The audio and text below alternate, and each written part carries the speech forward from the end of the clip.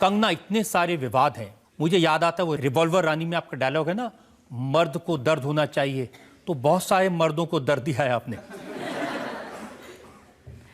कौन से मर्द की बात कर रहे हैं आप? देखिए, मैं हैं तो बहुत सारे, लेकिन ऋतिक रोशन की बात कर रहा हूँ। करण जौहर की बर्थडे पार्टी थी, उस बर्थडे पार्टी में आप ऋतिक रोशन के पास गई, आपने कहा क्वीन फिल्म की तारीफ के लिए जो आपने मेल भेजी है उसके लिए थैंक यू। ऋतिक रोशन ने कहा मैंने तो आपको कोई मेल नहीं भेजी। उसने क्या उसको रजत सर, मैंने उसके पिताजी को फ़ोन किया 2015 में और मैंने उनको बोला कि आपका बेटा ऐसा ऐसा करता है और उसको आप संभाल लीजिए। तो उन्होंने कहा नहीं नहीं, मैं तुम्हारी जो है मदद करूंगा इस चीज़ में। उसके बाद मुझे फ़ोन करके कहते नहीं, तो वो कह रहा है कि उसको तुमसे नहीं मिलना है और तुम लोगों का कुछ नहीं है, तो ये मैटर को तुम यही क्लोज करो। मैंने कहा अगर उसको मुझसे आप मिला दें, मेरे वो अगर सामने बैठ जाए और अगर ये मुझे ऐसा बोल दे तो मैं तुम्हारे पैर छूंगी। तो कहता मैं नहीं उसको बुला सकता क्योंकि वो कह रहा है मुझे तुमसे मिलना ही नहीं है। मैंने कहा ठीक है, अभी ये मैटर वहाँ पे क्लोज होगी। क्वीन रिलीज हुई तो क्वीन से पहले इसने मेरे से ब्रेकअप कर लिया था। क्वीन रिलीज हुई तो फिर से आ गए जनाब, मुझसे बड़ी गलती हो गई, मुझे माफ़ कर दो, मुझसे माफ़।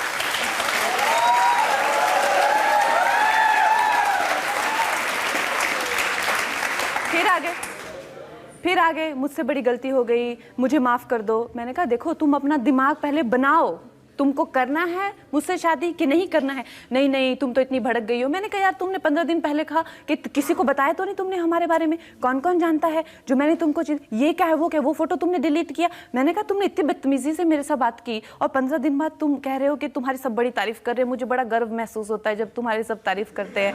तो मैंने कहा तुम पहले अपना दिमाग मन बनाओ। तो उधर से भड़क गया कि हम आए तो हमको कोई ना रोके, हम जाएं तो हमको कोई ना रोके। ये क्या हो गया यहाँ पे? इसको तो क्वीन का सक्सेस तो इसके दिमाग में चढ़ गया। तो मैंने कहा तुम मुझे मिलके ये बात क्लियर करो कि हम लोग शादी कर रहे हैं कि नहीं। तो उसके बाद करण जौहर के वहाँ पे मुझे मिला पार्टी में, तो मैं उसको मिलने गई वहाँ पे। तो वहाँ भी मुझे कहता तुम तो बहुत ज़्यादा, तुम्हारा दिमाग अभी ख़राब हो रहा है और तुम्हारा तो सक्सेस दिमाग पे चढ़ गया है, तुम्हारे ये है वो है। मैंने कहा सक्सेस से पहले भी मैं ऐसे ही थी, लेकिन सक्सेस से तुम बदले हो, मैं नहीं बदली हूँ, मैं तो वैसे ही हूँ। तो ये बात थी हमारी वहाँ पे। उन्होंने कहा कि आपने ऋतिक रोशन पर ईमेल की बरसात कर दी, 1439 मेल भेज दिए। उसने वो मेल जो हैं, अब मैंने बताया आपको 2014 में हम लोगों का रिलेशनशिप बिल्कुल ख़त्म हो गया था। उसने वो मेल खुद को भेजे हैं मेरे अकाउंट से, ताकि वो दिखाने के लिए, हाँ मुझे तो तुम्हारी याद आ रही है, मैं तो मर गई।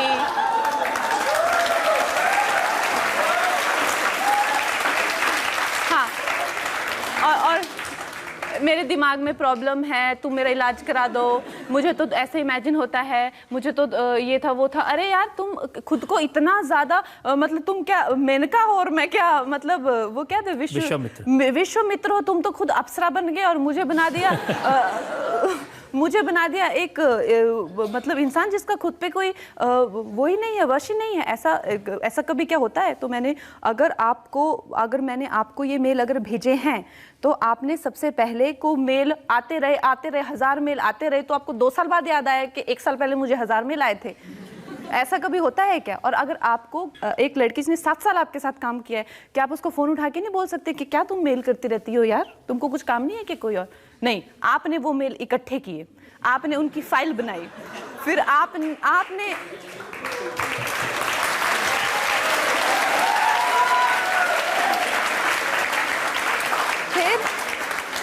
फिर आपने इन मेल्स के लिए इंडिया का बेस्ट क्रिमिनल लॉयर हायर किया कि भाई ये लड़की से मुझे बचाओ। जब आप खुद कहते हो कि मेल आए थे आपको 1 साल पहले, जब 1 साल से आप ही के कहने पे लड़की आपको कांटेक्ट नहीं करती है, बात नहीं करती है, तो आपको बचने की ज़रूरत क्या है? ये तो आप दुनिया को बताना चाहते हो, दिखाना चाहते हो कि लड़की की मानसिक हालत ठीक नहीं है। तो ये लड़की कल को कहेगी कि ऋतिक रोशन ने तो मुझसे शादी का वादा किया था, तो प्लीज़ इसको मत मानना। नंबर 2, कल को कहेगी कि हमारे संबंध थे, तो ये तो है ही पागल। और नंबर 3, लेकिन उसका ये प्लान तभी फेल हो गया बिकॉज उसको पता नहीं था कि जिस फ्लॉप एक्ट्रेस के को वो डेट करता था वो क्वीन से स्टार बन जाएगी, तनु मनु से सुपरस्टार बन जाएगी और आगे उसकी इतनी बड़ी जर्नी हो जाएगी कि मुझे जो मेरी बात जो है कोई सुनेगा नहीं। उसने जो है अपना जो प्लान उसने फुल प्रूफ बनाया था कि इसको तो मैं पागल घोषित करके या जो भी है करके ये कहा भी उन्होंने कहा कि क्रिश 3 की शूटिंग के दौरान कंगना गॉट ड्रंक और कुछ काफ़ी उल्टी सीधी बातें ऋतिक रोशन से की और बाद में उनकी बहन ने ये माना कि कंगना को एस्परजस सिंड्रोम नाम की बीमारी है। सबसे पहले तो जिनको भी ये सिंड्रोम है, मैं किसी को भी यहाँ पे रिडिक्यूल नहीं करना चाहती, किसी के बारे में गलत बात उसको तो पता नहीं, जैसे कहते हैं ना बाप के पैसे से दिमाग उसका थोड़ा सा वो हुआ है।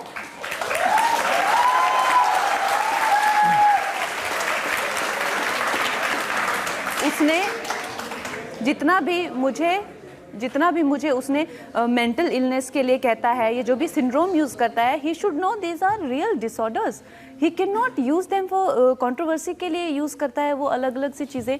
लेकिन मेरी बहन को अगर ये जो किस्सा वो बताता है, ये किस्सा है 2013 का, 2000 इसका, इतनी ही उसको दिक्कत थी मेरे से तो मेरी बर्थडे पार्टी में फ्लोर पे लोट लोट के क्यों नाचता था वो।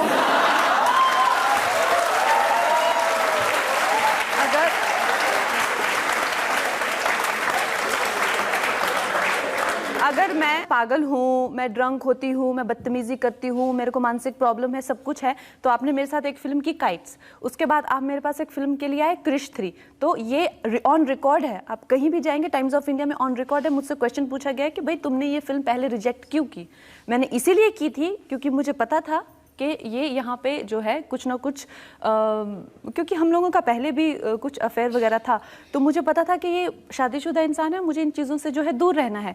तो उस बंदे ने 6 महीने पीछे पढ़ पढ़ के वो फिल्म मुझसे साइन करवाई। तो मुझसे पूछा आपने फिल्म साइन क्यों की, और ये ऑन रिकॉर्ड है बात। तो इतने ही पागल हैं, इतने ही बदतमीज़ हैं, तो क्यों मर मर के बार बार फिल्मों में लेते हो आप इतना? तो आप खुद पे तो आप ही के प्रोडक्शन है, आप ही के घर की फिल्म है, सब कुछ, तो आपको मुझे को ही क्यों लेना है 4 लोगों को रिजेक्ट करके जब मुझ में इतनी सारी प्रॉब्लम्स हैं? ये मैं जानना चाहती हूँ। ये तो वो खुद पे कर ही सकते हैं।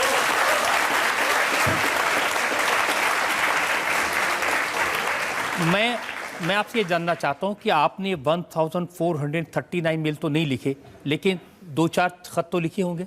उसमें मुझे इतना दुख हुआ रजत सर, क्योंकि मैंने सच में ही उस इंसान को बहुत प्यार किया था, और मुझे इतना दुख इसलिए हुआ क्योंकि उसने वो जो मुझे एक्चुअली शायरी लिखने की आदत है और ये सब है, तो मैं जब न्यूयॉर्क में थी तो हम लोगों का बड़ा अच्छा एक्सचेंज था, और जो लोगों का पर्सनल एक इंटीमेसी होती है, वो दुनिया की सबसे खूबसूरत चीज़ होती है जब भी आप किसी के साथ में एक रिलेशनशिप शेयर करते हैं। और मेरे लिए वो बहुत ही ज़्यादा कीमती पल थे मेरी ज़िंदगी के वो। और उसने उन 3-4 लेटर को जो कि मैंने उसको भेजे थे, उसमें उनको कॉपी पेस्ट करके उन्होंने उन लेटर्स में डाला है जो कि मैंने नहीं भेजे हैं। तो कहीं ना कहीं जो मैंने अपने प्रेमी के लिए, या कहीं ना कहीं जो मैंने इतने आई थिंक कहीं ना कहीं एक अलग सी जोन में इंसान होता है जब वो उस तरह की बातें, उस तरह की नज़में, उस तरह की शायरी आप किसी के लिए नहीं करते, तो वो सब उसमें डाल के उसने दुनिया में वो मेरे को बदनाम करने के लिए यूज़ किया। तो मुझे लगता है कि it is like a second death you go through when somebody do that to you. कोई आपने उनसे हक मांगा था? आपने कहा कि मैं मिस्ट्रेस नहीं रहना चाहती, मैं शादी करना चाहती हूँ, मुझे मेरा हक मिलना चाहिए। देखिए, जब हम लोगों का रिलेशनशिप चला था तब उस टाइम पे उन्होंने मुझे ऐसा नहीं है कि किसी तरह से बहलाया था या फुसलाया था। उन्होंने मुझे कहा था कि देखो कंगना, मैं एक रिश्ते में हूँ और मैं तुम्हें कभी भी स्वीकार नहीं कर पाऊँगा पब्लिकली, और कभी हम लोगों की शादी नहीं हो पाएगी। तो फिर इसी बात के करके मैं क्रिश 3 भी नहीं करना चाहती थी। मैंने कहा जब हमारे में हो ही नहीं पाएगा कुछ, लेकिन मेरा कोई संबंध नहीं है मेरा वाइफ से, ये नहीं है वो नहीं है। उन्होंने मुझे जो भी बोला वो प्राइवेट बातें हैं, शायद हमको करनी भी नहीं चाहिए यहाँ पे, लेकिन उन्होंने कहा कि मेरा ऐसा फैमिली का सिस्टम है कि मैं अपनी वाइफ को नहीं छोड़ पाऊँगा।